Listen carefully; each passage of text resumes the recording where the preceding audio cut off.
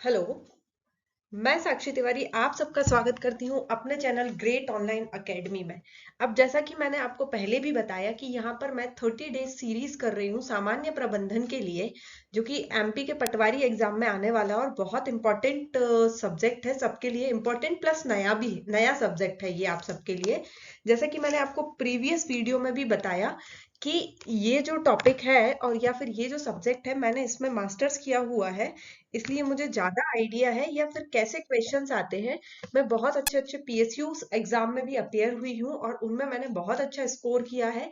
But आप ऐसा बोल सकते हैं कि जो टीचिंग है वो मेरा एक पैशन है, इसलिए मुझे पढ़ाना पसंद है और मैं अपने बहुत बिजी शेड्यूल में से टाइम निकालकर ये चैप्टर्स बना रही हूँ।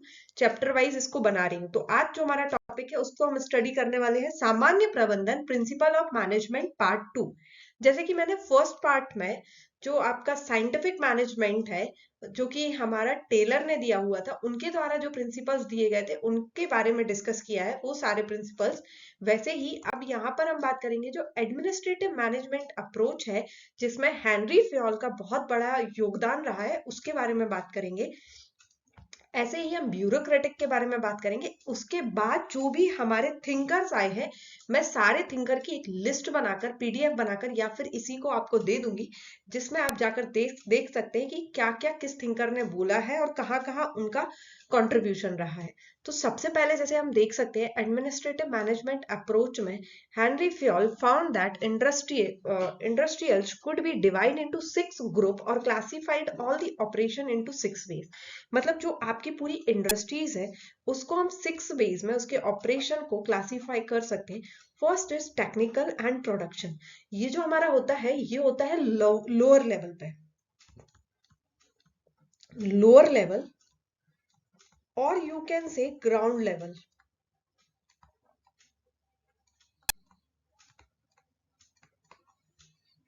इन दोनों पर मतलब ग्राउंड लेवल पर जो ऑपरेशन प्रोडक्शन लेवल है, टेक्निकल स्टाफ जो आपका काम करता है उसको ही बोलते हैं।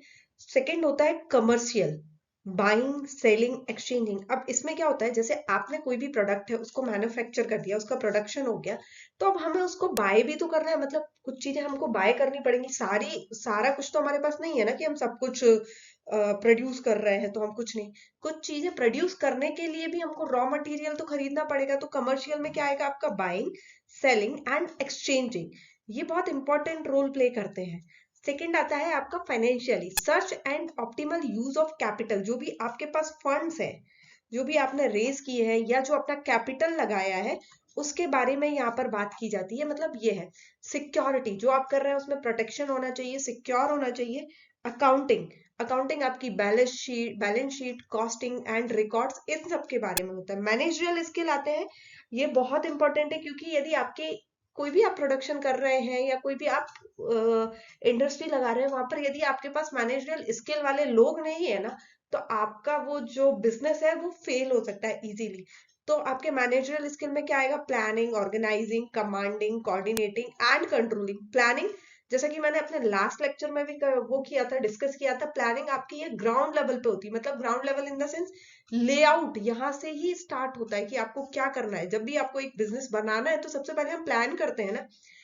जैसे अब सपोज करो आप कि मुझे एक सैंडविच कॉर्नर खोलना है, तो मैं सबसे पहले प्लान करूंगी ना कि उस सैंडविच कॉर्नर को खोलने के लिए मुझे लैंड कहाँ चाहिए, कहाँ पे मुझे कितनी कैपिटल चाहिए, क्या क्या मशीनरी चाहिए और टाइप्स ऑफ ब्रेड, ये सब चाहिए। तो सबसे पहले प्लान करना पड़ेगा ना, ऑर्गेनाइजिंग।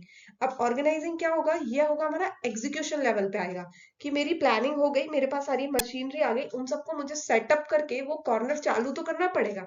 कमांडिंग, कमांडिंग में क्या होगा कि अब मैं अकेले काम तो नहीं कर सकती, तो मैं कम से कम 2 to 3 पीपल रखूंगी अपनी हेल्पिंग हैंड्स के लिए, तो उनको कमांड करना। ठीक है, उनको ऑर्डर्स देना कि कैसे क्या बनाना है या किस सैंडविच में क्या डालना पड़ेगा, ये उनको कमांड्स देना।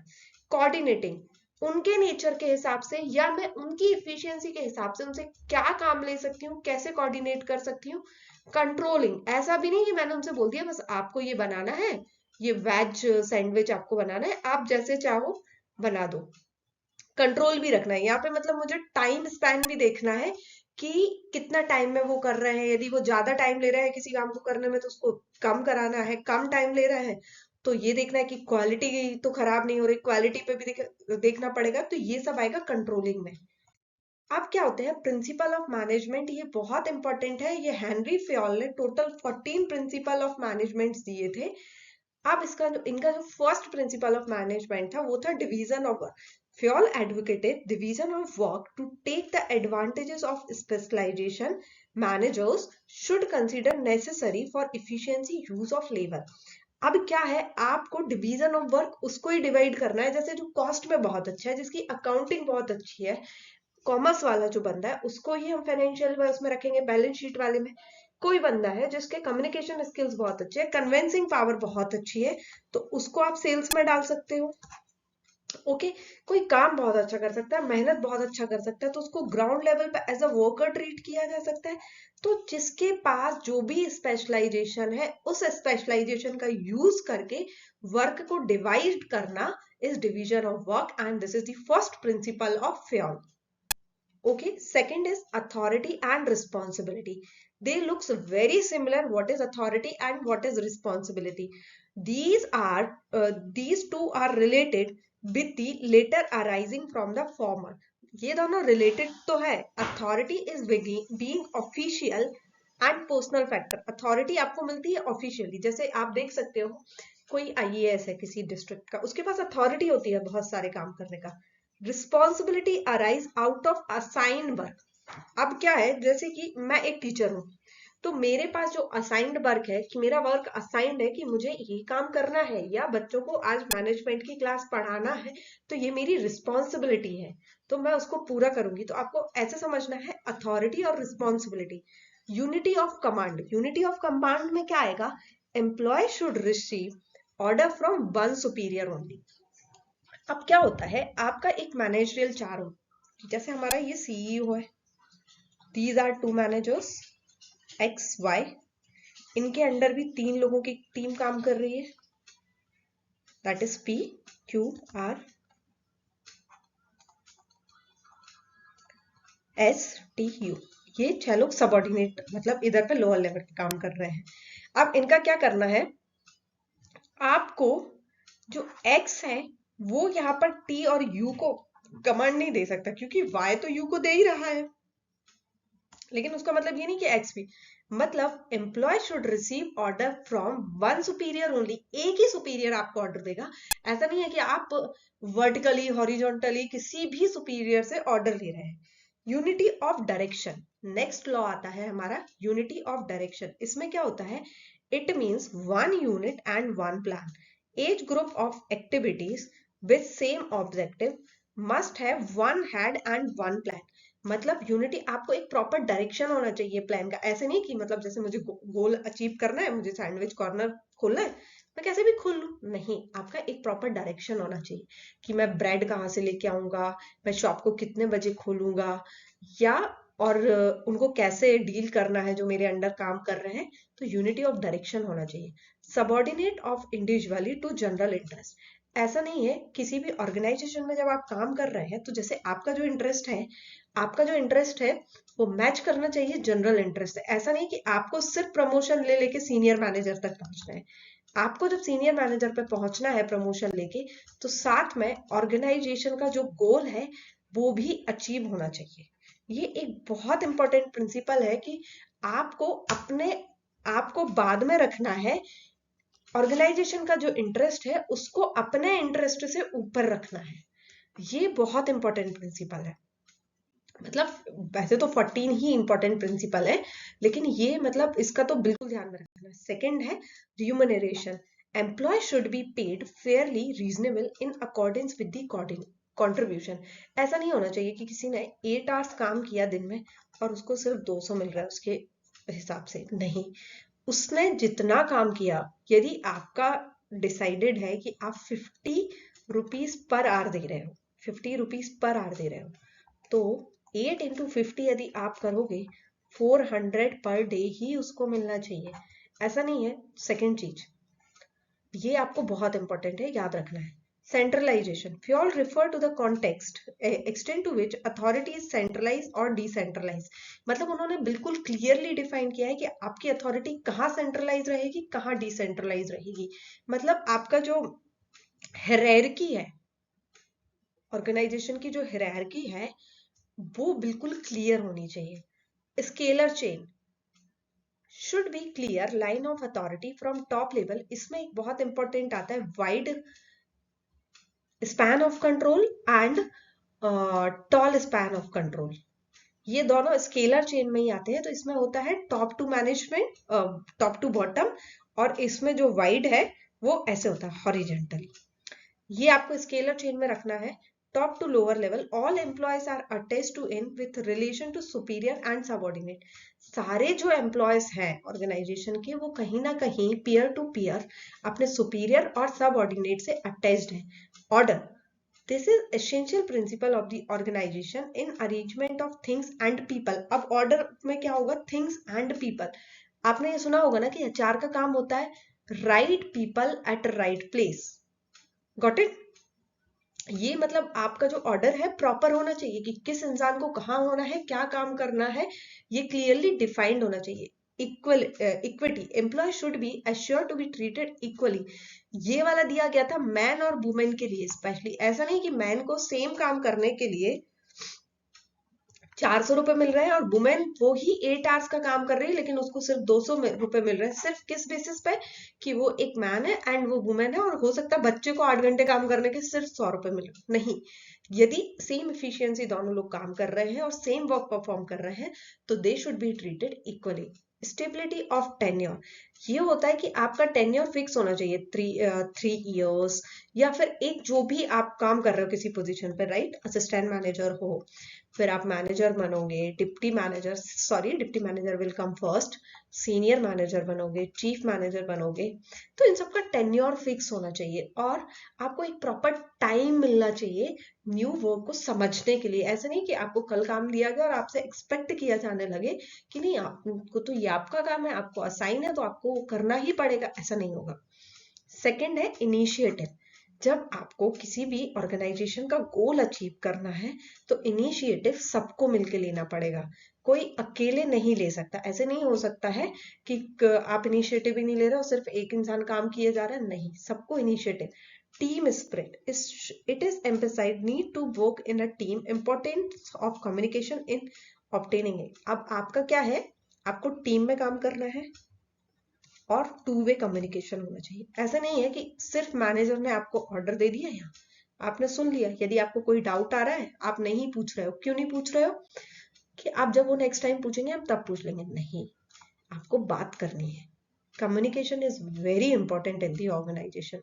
Got it? तो ये हमारे 14 प्रिंसिपल्स थे जो कि फ्योल ने दिए थे और ये बहुत इंपॉर्टेंट है. आपको कहीं भी आ सकता है क्वेश्चन में. स्केलर चेन मतलब वो ऐसे दे देंगे कोई भी 5 प्रिंसिपल, 5 ऑप्शंस दे दिए, इसमें से कौन सा नहीं है, और उस टाइम पे जब आप ये क्वेश्चन सॉल्व करोगे ना तब आपको समझ में नहीं आएगा कौन सा है. और इधर से तो बहुत इंपॉर्टेंट आता है जो आपका स्केलर चेन होता है, उसमें से आता है वाइड स्पैन ऑफ कंट्रोल और टॉल स्पैन ऑफ कंट्रोल. कब होगा, कब टॉल स्पैन ऑफ कंट्रोल होगा और कब वाइड स्पैन ऑफ कंट्रोल होगा, ये मैं आपको नेक्स्ट क्लास में डिटेल में समझाऊंगी. नेक्स्ट है जो एलिमेंट्स ऑफ मैनेजमेंट है. Fayol regarded the elements of management aside the function. उन्होंने ये दिए थे, तो ये again that planning, organising, commanding, coordinating and controlling. According to him, planning is the most important function and failure to plan leads to inefficiency in the organization. यदि आपका plan fail हो गया ना तो आपका पूरा का पूरा बिजनेस फेल हो सकता है. नेक्स्ट है ब्यूरोक्रेटिक अप्रोच. देखो क्या है, ये हम क्लासिकल थ्योरी पढ़ रहे थे. कल वाले क्लास में मैंने क्या किया था, साइंटिफिक मैनेजमेंट. आज क्या किया, एडमिनिस्ट्रेटिव मैनेजमेंट अप्रोच, जो कि हमारे फ्योल ने दी थी, मतलब वो थिंकर थे. Bureaucratic management approach. अब ब्यूरोक्रेटिक मैनेजमेंट अप्रोच क्या होती है, अकॉर्डिंग टू द वेवर, ये हमारे मैक्स वेवर ने दी थी, that there are 3 types of legitimated authority in the organisation. मतलब लेजिटिमेटेड जो आपको दी गई है लीगल. ओके, ऐसा नहीं है कि आपने ये अथॉरिटी बना ली. फर्स्ट है रेशनल लीगल अथॉरिटी और इसको कहते हैं ब्यूरोक्रेटिक अथॉरिटी भी बोलते हैं. दोनों सेम है. This authority comes from the position in the organisation. जैसे कि आपका एक आईएएस है, उसके पास अथॉरिटी होती है कि कब क्या करना है डिस्ट्रिक्ट में। ओके, तो ये उसको मतलब आईएएस अभिषेक, एक आईएएस अभिषेक है, या फिर आप बहुत ही फेमस आईएएस ऑफिसर है अपनी नरसिंहपुर में, आईएएस सृष्टि देशमुख। उनको इसलिए नहीं मिली अथॉरिटी कि वो सृष्टि देशमुख है, उनके पास अथॉरिटी है because they are at that position, मतलब वो आईएएस की पोजीशन पे है, इसलिए उनके पास अथॉरिटी है पूरे डिस्ट्रिक्ट को रूल्स रेगुलेशन बनाने की, या क्या कंट्रोल करना है क्या नहीं करना है, ये इसलिए अथॉरिटी है बिकॉज ऑफ पोजीशन, मतलब वो एक प्रॉपर पोजीशन पे है इसलिए। Traditional authority, this flow from generation to generation, ये वाला जो आएगा ना traditional flow, it comes raja and maharaja, मतलब वो जैसे अभी आप देखो अपन राजस्थान में देखते हैं, बाकी घराने तो कहीं बचे नहीं है राजघराने राजस्थान में, लेकिन आज भी आपको ऐसे घराने मिलते हैं देखने। जयपुर में देख लो आप सिटी पैलेस है, उदयपुर में देख लो आप सिटी पैलेस है। तो इनके पास ये अथॉरिटीज क्यों आई हैं बहुत सारी? बिकॉज ऑफ देयर फादर्स, मतलब ये जनरेशन टू जनरेशन पास हो रही है। Charismatic authority, it is virtue of some exceptional initiative quality. आपको कोई अथॉरिटी दी जाए, क्यों? क्योंकि आपके अंदर कोई ऐसी करिस्मेटिक क्वालिटी है। आपको उसका मीनिंग पता ही है कि आप थोड़ा सा आपके पास कुछ अलग है। जैसे कि अब मैं बोल सकती हूँ कि other than my MBA degree I can work in the organisation, okay, but I also develop some skills within me, जिसके कारण मेरे पास एक ये चीज भी है, अथॉरिटी बोल सकते हो। अथॉरिटी वाले तो यहाँ से मतलब आप किसी और चीज में अच्छे हो, पता see I am MBA, I am working in HR department, but क्या है मेरे कन्विंसिंग स्किल्स बहुत अच्छे हैं और मार्केटिंग स्किल्स भी बहुत अच्छे हैं। तो हो सकता है फॉर टाइम बीइंग मुझे एक अथॉरिटी दी जाए कि आप जो मार्केटिंग टीम है उसको ट्रेनिंग भी दे सकते हो और लीड भी कर सकते हो, क्योंकि मेरे पास वो एक्सेप्शनल क्वालिटी है इसलिए मुझे मिली। ओके, अथॉरिटी, अब आपको तीनों टाइप की अथॉरिटी समझ में आ गई कैसे मिलती है। नेक्स्ट आता है model of bureaucracy suggest bye weber. अब वेबर ने मॉडल ऑफ ब्यूरोक्रेसी में क्या किया था? डिवीजन ऑफ वर्क, देखो ये तो फ्योल के प्रिंसिपल में भी है। It implies to divide and assign activity to various employ, मतलब ऐसा नहीं है कि ये टास्क है एक पर्टिकुलर टास्क वो सिर्फ मुझे कंप्लीट करना, नहीं, वो सबको कंप्लीट करना है मिलके, तो आपको डिवाइड करना पड़ेगा। Hierarchy of authority, the bureaucratic structure is hierarchical in nature. अब जो भी आपने देखा है कि जो आपका सिविल सर्वेंट होता है उनको हम ब्यूरोक्रेट्स भी बुलाते हैं। सबसे पहले हमारा आईएएस आता है, एसडीएम काम करते हैं उनके अंडर में, ओके, एसडीएम के अंडर में सीईओ काम करते हैं और सीईओ बोलते हैं हम उसको। उसके बाद हमारे सेम टाइम पे तहसीलदार काम करते हैं, इनके नीचे नायब तहसीलदार काम करते हैं, इधर ही नायब तहसीलदार के साथ आपके सीईओ काम करते हैं, सेम लेवल पर आपके एसडीओस काम करते हैं। ये है आपकी हायरार्किकल अथॉरिटी कि मतलब इनके पास पावर ज्यादा है, इनको जो कुछ मिलेगा, जो भी इनसे एडवाइस मिलेगी या जो भी आपको ये सजेस्ट करेंगे, उसके बाद आपके पास पावर कम है, तो जैसे जैसे आप लोअर लेवल पे जाओगे पावर कम हो जाएगी, अथॉरिटी कम हो जाती है। Rigidity and rules and regulation, bureaucracy में जो होता है रूल्स एंड रेगुलेशन इनके बहुत टफ होते हैं। इम्पार्शियलिटी, ये क्या है? The decision are totally govern by, जो भी डिसीजन लिया जाएगा किसी के भी अगेंस्ट या किसी के लिए भी वो आपके रूल्स एंड रेगुलेशन को देख के लिया जाएगा और वो इम्पर्सनल रहेंगे, ऐसे पर्सनली नहीं लिएंगे। भाई ये आईएएस है, इनका जो बेटा है वो भी आईएएस बन जाए, भाई उसके अंदर यदि कैपेबिलिटीज है, if he is capable enough to qualify that particular exam then he can qualify, but it is not like that कि ही इज आईएएस सो इनके पापा जो आईएएस थे तो ये भी आईएएस। ये नहीं है कि राजा का बेटा ही राजा बनेगा, ब्यूरोक्रेसी में ऐसा नहीं है, आपको शो करना पड़ेगा अपना टैलेंट। ओके, टेक्निकल कंपिटेंसी, अब इसमें क्या होता है कि जब आपके अंदर वो स्किल होगा ना, आप तभी आ पाओगे। HR in the organization और selected on the basis of technical competency. ऐसा होता है कि जैसे जो IAS है, ES होते हैं, जो पर्टिकुलर डोमेन में निकालते हैं, वो इसलिए नहीं निकालते हैं कि उन्होंने बस पढ़ लिया, क्योंकि वो टेक्निकली उस फील्ड में स्ट्रांग है, उन्होंने मेहनत की है अपने ऊपर, अपने लिए मेहनत की, इसलिए उन्होंने निकाला है। आई होप आज का ये लेक्चर आपको समझ में आया हो। ऐसे ही मैं और लेक्चर्स आगे लाती रहूंगी, और ऐसे ही आपके एग्जाम की तैयारी में अपना योगदान देती रहूंगी। जो भी है, आपको और भी जैसे पढ़ना हो, MCQs पढ़ने हैं, क्या है, प्लीज लाइक शेयर एंड सब कुछ मुझे बताइए, कमेंट में कमेंट करके बताइए, मैं उस हिसाब से अगली नेक्स्ट PPTs बनाऊंगी। Thank you so much.